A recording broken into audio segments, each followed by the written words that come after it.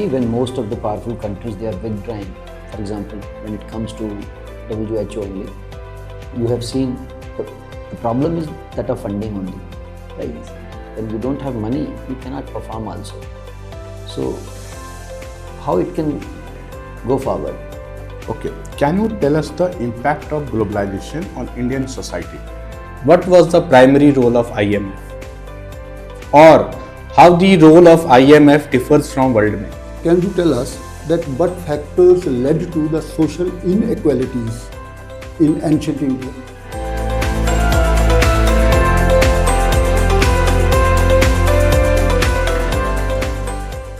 May I come in, sir? Yes, come in.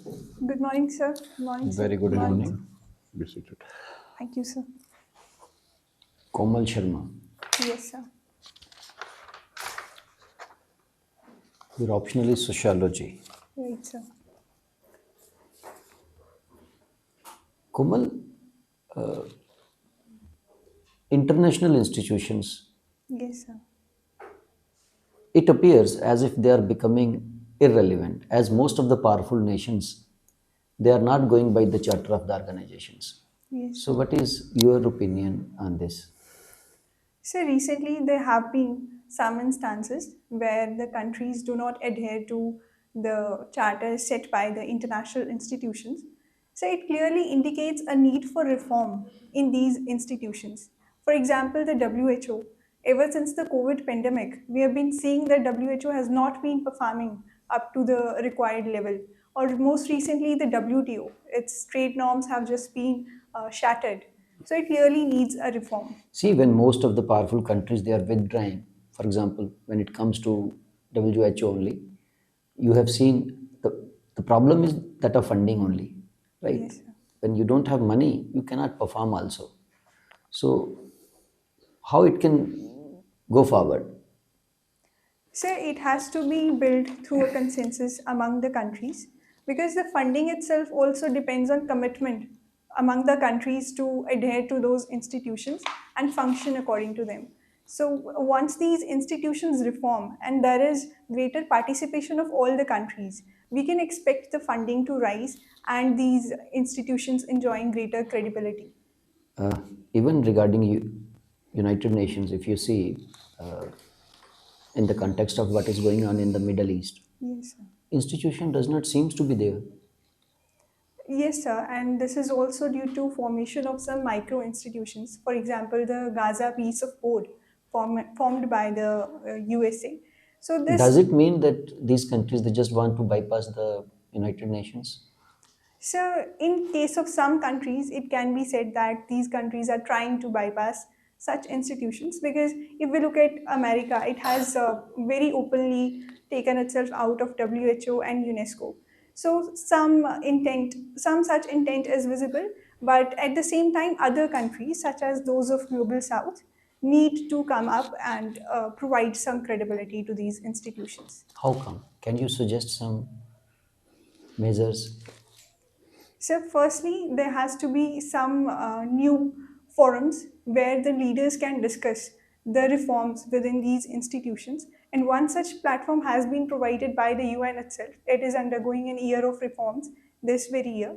Secondly, sir, as during the last G7 meet, if I'm not wrong, when the Canada's Prime Minister raised the voice for the calling of middle powers. So I think through such dialogue, we can have some hope of reforms in these See, we have institutions. three big powers like you have China, you have Russia, you have United States of America. They all have their own concerns. They all have their own problems. They don't want to come forward. They don't have one stand on any issue. Yes, sir. So unless and until these three countries they come together, I mean, my question is, even if you see the Middle East crisis, how do you see these big powers navigating the crisis? So these three big powers have their own interests in this current Middle East crisis. US, for example, is directly involved in the conflict. So its interest lies in the as in concluding the war as soon as possible. If we look at China, it has been considerably increasing its engagement with the Middle Eastern countries. So it would like to take up a path of diplomacy and to make some diplomatic channels among these countries. If we look at Russia, so Russia had been a supporter of Iran in the past, and now it has already condemned the war going on. So it remains to be seen whether Russia actively take part in this war to support Iran, or it chooses the middle way of providing the How dialogue. do you see India's role in this crisis? So India so far has not taken any official stand since this conflict has come Should in. we take a stand? So currently, it is a tight diplomatic rope to walk on, and it's not easy taking sides, especially when India has historically avoided taking ideological stands in the Middle Eastern conflict. So it remains to be seen how the situation evolves. Okay, taking it further, uh, when it comes to Israel-Palestine issue, do you think that two-state theory that is still a viable option?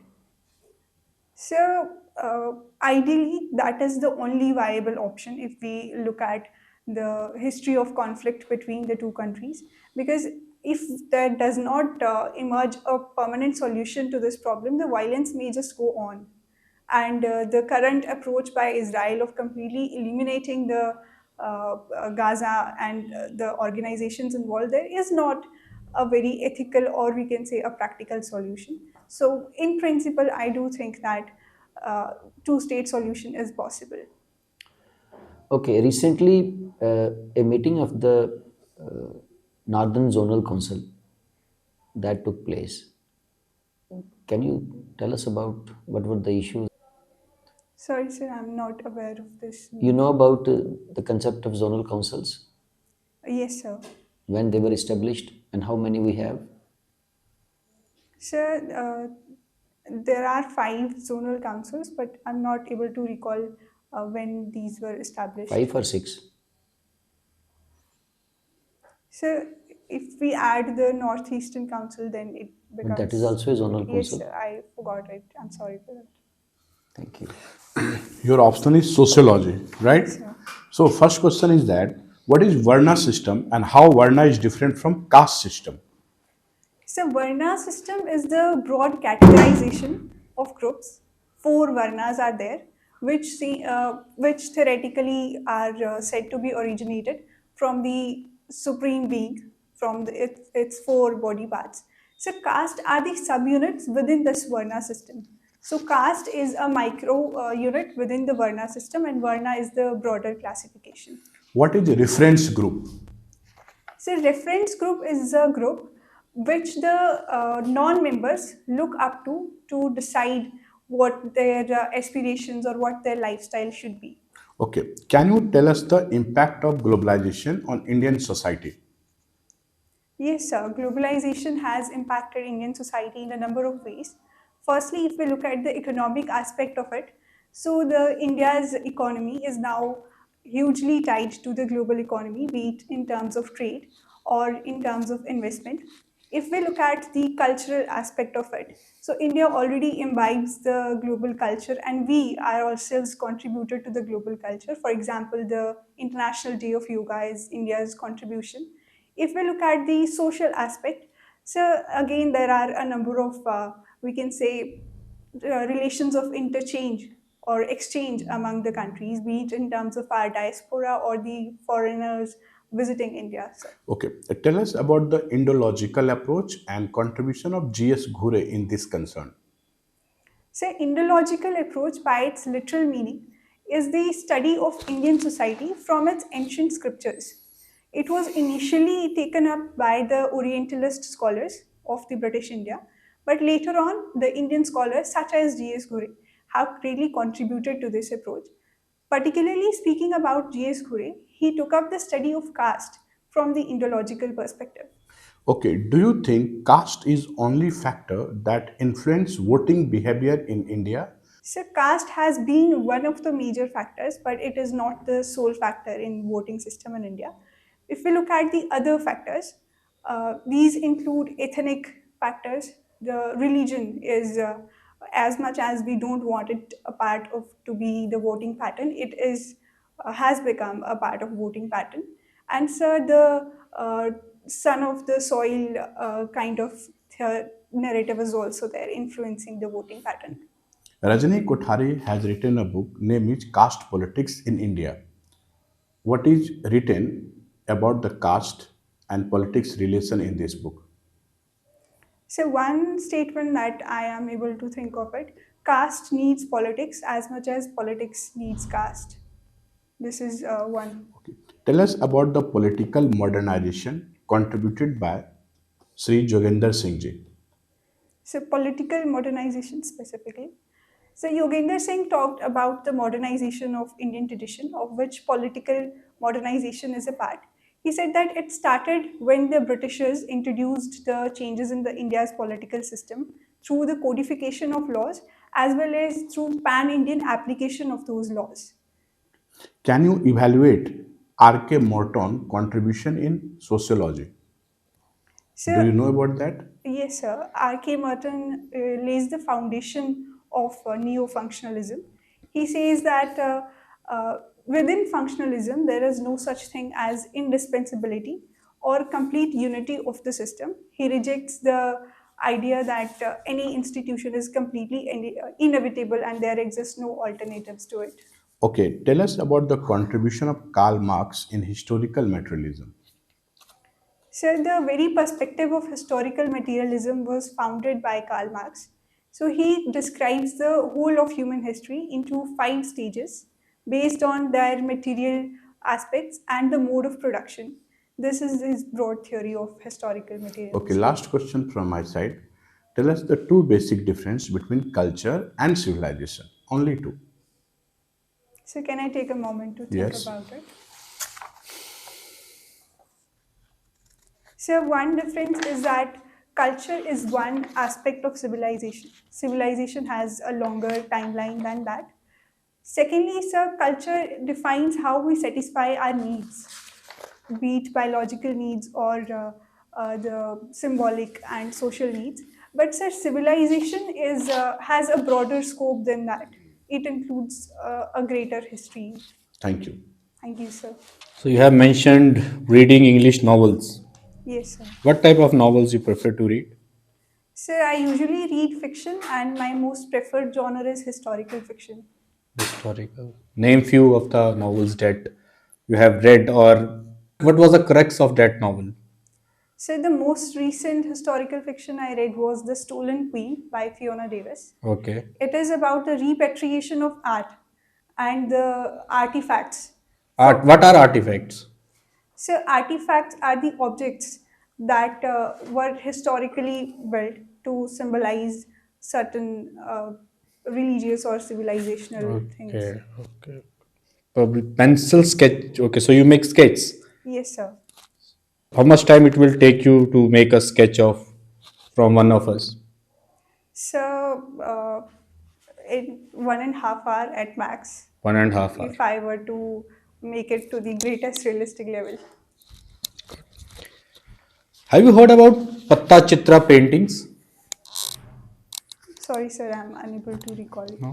And Madhubani paintings? Yes, sir, I've heard about them. These are the folk paintings of Bihar region. Only Bihar?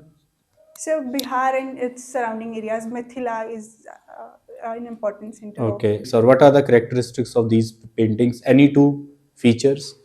of Madhubani painting. Yes. So, it involves the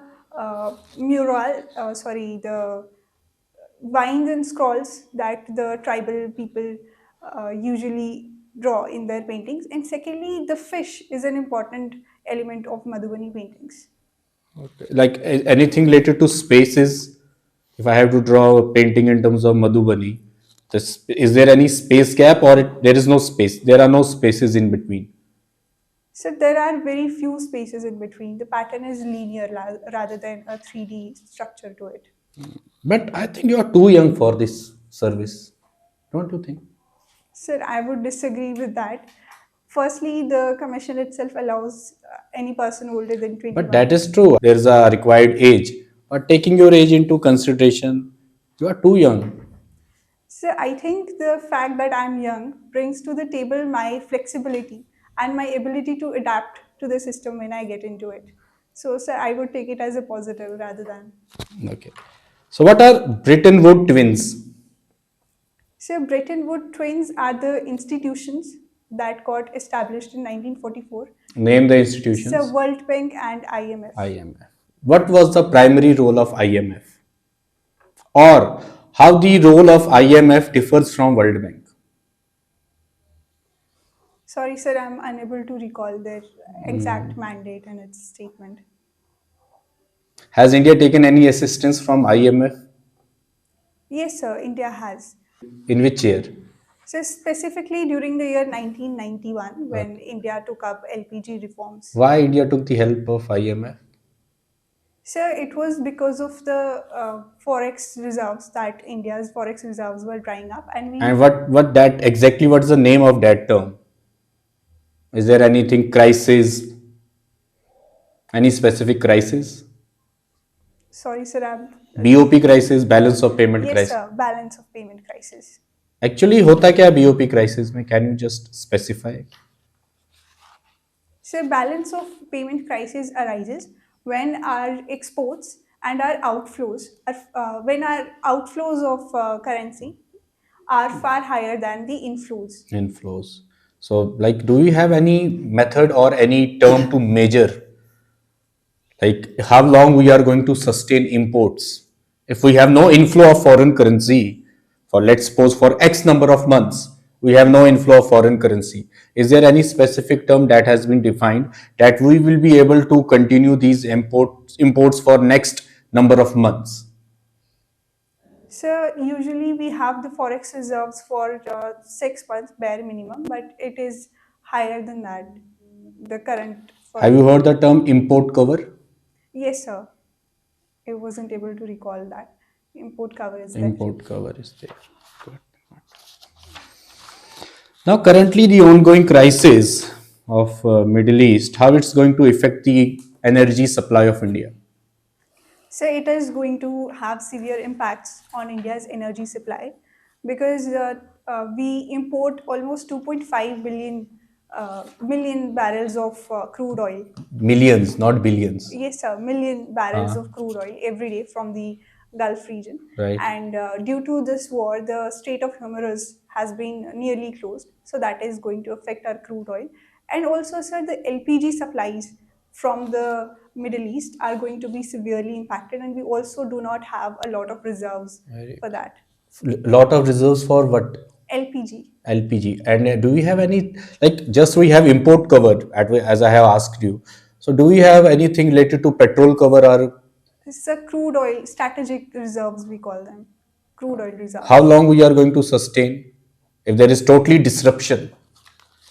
There is totally supply side disruption. How long we are going to sustain our domestic demand? So as per the latest statement that has been there from the government, we have at least 3 to 4 months of crude oil. No, it's 75 days. Okay, sir. It has been officially said by Mr. Hardeep Puri in the parliament. That's a strategic petroleum reserve. They are going to last for 74 days. Okay, sir, I'll look at it. 74 days, right? Thank you. Komal Sharma, you shifted from non-medical to sociology English literature. Yes, sir. Why?